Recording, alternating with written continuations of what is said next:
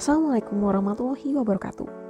Pada kesempatan kali ini, kami akan memaparkan tokoh-tokoh yang menjadi panutan yang menerapkan nilai-nilai ASN berakhlak. Dari kami, kelompok 2 yang beranggotakan Rizka Aibna Putri, Larissa Hardiandi, Wardatul Baida, Nur Hidayani, dan Mutia Rahmi.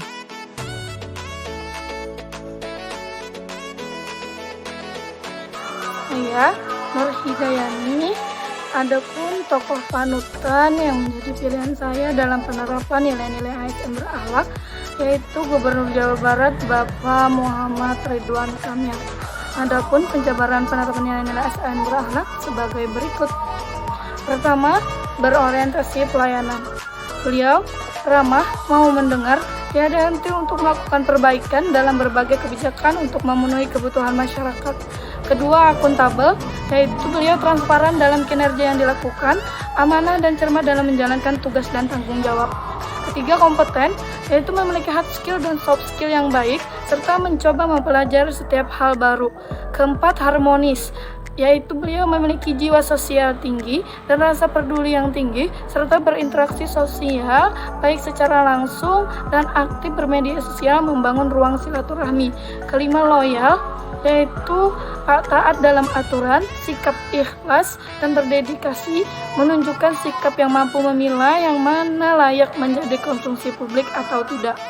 Keenam, adaptif, yaitu beliau cepat tanggap dalam menghadapi perubahan seperti penanganan kasus COVID-19, transformasi teknologi, dan membangun ekonomi kreatif.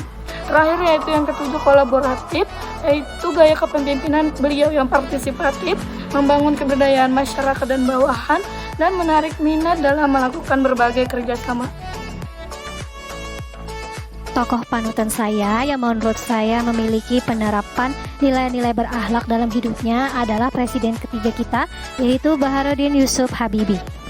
Di mana dalam penerapan nilai-nilai berakhlak yang berorientasi pada pelayanan, beliau memberikan kebebasan pada rakyat untuk menyalurkan aspirasinya, sehingga banyak bermunculan partai-partai politik yang baru, dan beliau juga membentuk 3 undang-undang yang demokratis, yaitu UU nomor 2 tahun 99 tentang partai politik, UU tentang otonomi daerah, UU nomor 3 tahun 99 tentang pemilu, serta UU nomor 4 tahun 99 tentang susunan kedudukan MPR DPR.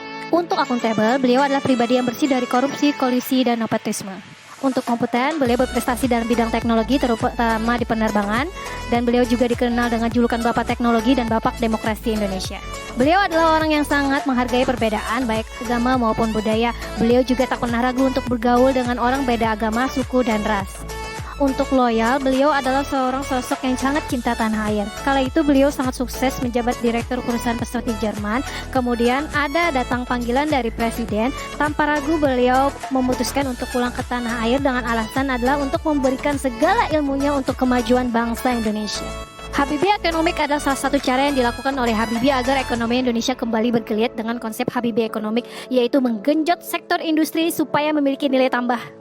Untuk kolaboratif, Habibie bekerja sama dengan IMF untuk memulihkan krisis ekonomi, serta bersama DPR dan MPR untuk menerbitkan UU nomor 9 tahun 98 tentang kemerdekaan menyampaikan pendapat di muka umum dan kebebasan pers sebagai salah satu agen pengendali sosial. Tokoh panutan berakhlak selanjutnya adalah Dr. Haji Sandiaga Salahuddin Uno BBA MBA. Beliau adalah Menteri Pariwisata dan Ekonomi Kreatif, berorientasi pelayanan. Beliau selalu memberikan pelayanan yang terbaik kepada para sektor usaha pariwisata dan ekonomi, serta terus melakukan perbaikan tiada henti pada destinasi wisata di Indonesia. Ya, kedua, akuntabel. Beliau memiliki sikap tanggung jawab atas capaian kinerja Kemenparekraf dalam menjalankan amanat peraturan Presiden. Kompeten, setiap ASN di lingkungan beliau wajib mengikuti pendidikan dan pelatihan untuk meningkatkan kualitas dan keprofesionalan sumber daya manusia. Harmonis, beliau ikut serta dalam mendorong usaha pariwisata untuk terus tumbuh di tengah pandemi, memberi bantuan kepada masyarakat dan juga bantuan kepada sektor usaha pariwisata. Loyal, beliau selalu bekerja keras untuk memajukan dan meningkatkan daya saing destinasi dan industri pariwisata di Indonesia. Adaptif, beliau terus berinovasi dan mengembangkan kreativitas dengan pelatihan, monitoring, dan evaluasi pusat pengembangan sumber daya manusia dan ekonomi kreatif. Kolaboratif, Kemenparekraf selalu berkolaborasi dengan para sektor usaha pariwisata dan ekonomi kreatif agar meningkatnya kontribusi pariwisata dan ekonomi kreatif terhadap ketahanan ekonomi. Selanjutnya, saya Rizka Indah Putri akan menjabarkan tokoh panutan saya, yaitu Ibu Ainun Jariah SHUT MP sebagai Kepala Tahura Sultan Adam Provinsi Kalimantan Selatan. Beliau memiliki nilai-nilai berakhlak, diantaranya berorientasi pelayanan, selalu memberikan pelayanan yang terbaik untuk para pengunjung wisata, serta terus meningkatkan perbaikan tiada henti pada destinasi wisata Tahura Sultan Adam untuk kepuasan pengunjung. Selanjutnya, akuntabel. Beliau memiliki sifat jujur, bertanggung jawab, dan integritas tinggi. Tidak menggunakan fasilitas negara seperti mobil dinas untuk kepentingan pribadi. Selanjutnya, kompeten. Beliau selalu mengusahakan hasil yang terbaik, meningkatkan kompetensi diri dengan cara studi banding dan juga pelatihan, serta mendorong seluruh staf untuk meningkatkan kualitas dan profesionalisme. Harmonis.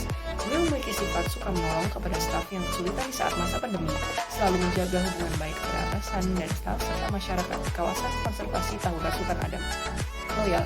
Beliau melaksanakan tugas secara profesional sesuai perintah atasan sejauh tidak bertentangan dengan peraturan yang berlaku, serta selalu menjaga nama baik sama ASN dan instansi. Adaptif.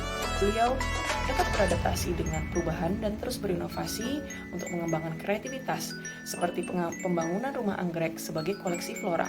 Selanjutnya, kolaboratif. Beliau aktif berkolaborasi dengan perusahaan di kawasan Tahura Sultan Adam untuk mengembangkan pariwisata. Beliau juga bekerja sama dengan masyarakat untuk menjaga kawasan konservasi serta membentuk masyarakat peduli api yang terbukti mengurangi penyebaran kebakaran lahan di Tahura Sultan Adam.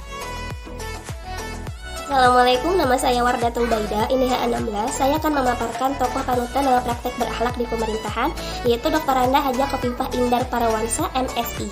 Beliau merupakan perempuan pertama yang menjadi gubernur di Jawa Timur. Beliau merupakan sosok pemimpin dan seorang perempuan yang mampu membawa gaya baru dalam kepemimpinannya sebagai gubernur. Perempuan dan juga mantan menteri sosial ini mempunyai gaya memimpin unik ala pesantren, membuatnya kian berwibawa dan disegani masyarakat, dan tentunya bisa menjadi panutan bagi masyarakat, khususnya para ASN, karena beliau telah berhasil mempraktekkan praktek berakhlak dalam kesehariannya. Di antaranya, pertama adalah berorientasi pelayanan. Beliau berkomitmen untuk menjadi sosok pemimpin yang dapat melayani dengan sepenuh hati. Beliau juga sosok yang ramah, cekatan, dan dapat diandalkan, serta memberikan teladan yang baik bagi masyarakat. Yang kedua adalah akuntabel, cermat, peduli, dan bertanggung jawab kepada masyarakat. Yang ketiga adalah kompeten.